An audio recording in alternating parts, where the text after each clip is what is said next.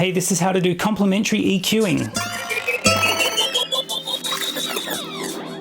Okay, this is a quick guide to complementary EQing, and the basis of this is that you take frequency ranges that are relevant to your sounds and you duck some sounds and boost some sounds so that each sound occupies a complementary EQ range. Now, in my case, I'm using EQ ranges of 200 Hz, 800 Hz, 1200 Hz, and 3.5, and those aren't rock solid set in stone, but those are roughly what I'm aiming for when I'm EQing these sounds. I find that those ranges are really useful as a general ballpark of where you might be able to push or duck elements of your sounds.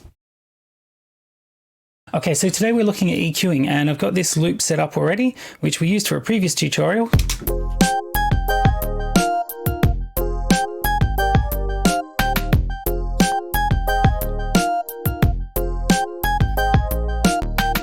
That's good enough for our purposes. What we're going to focus on today is EQing in a few different ranges. So that's around 200 Hz, around 1 kHz, and around 3 kHz.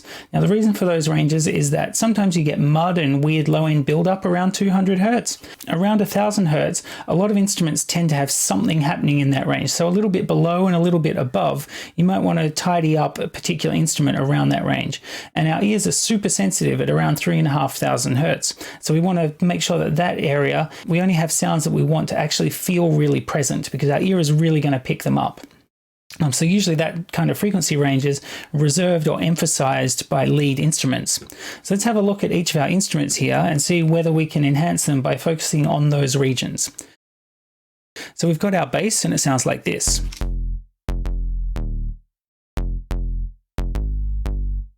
You can see that it's a full range sound. So let's go through each of our frequency ranges and we'll just try boosting it to see what they sound like. So this is around 200. And to me, that sounds a bit throaty and a bit weird. So we'll probably end up ducking that. So a little bit before 1 kHz.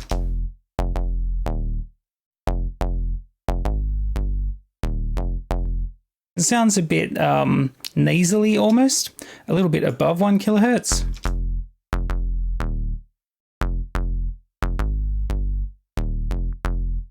That sounds pleasantly zappy to me. And then around 3.5 kHz. I don't think that we need any of that in there. So of those ranges that we just talked about, the 200 felt like it needed to come down a bit. The 800 sounded like it was fine. The 1200 felt like we could pop it a little bit. And the 3.5, I don't think we needed it because we don't need this bass sound to be right in the front of the mix. So let's just have a quick listen to what that's done.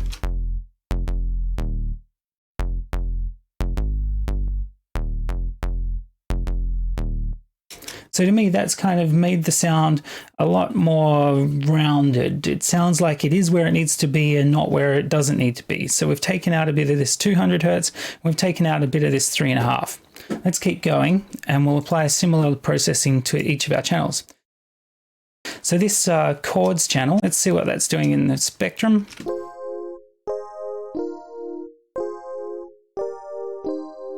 So most of the sound happens just below 1 kHz. We can take off any low end and we can probably give it a little bit of a push in here.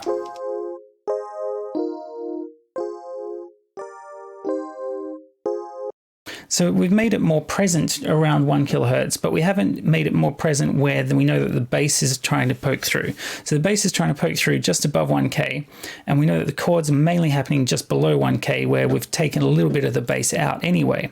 So this is going to work out fine in terms of mixing those two. Let's have a listen to them together.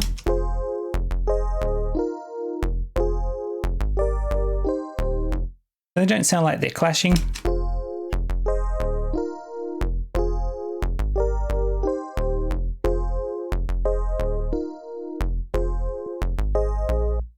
And I think even that small amount of EQing has helped the bass and the chords sit a little bit better together. So let's have a listen to our lead and see where it sits in the frequency range.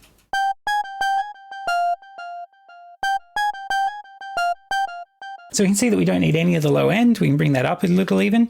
And the sound pretty much starts just below 1K and then continues up. So we know that the chords are occupying around this 800 Hz. They're kind of dominant there. The bass is taking up a little bit of range just above 1 kHz. So let's see if we can push 3.5.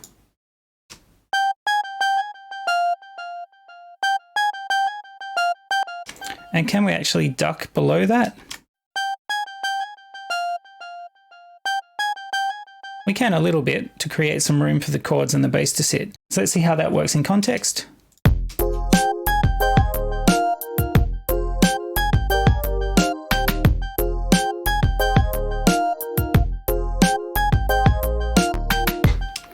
So I think it comes through pretty loud and clear. It's got a little bit of a boost to it.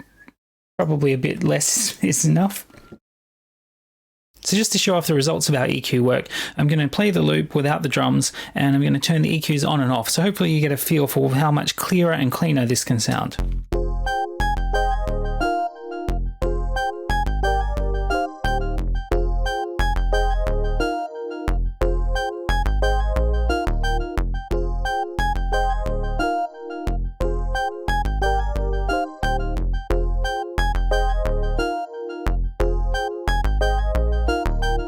So it's a subtle change, but it makes all the difference when you come to mix down and you're trying to keep everything as clear and as clean as you can.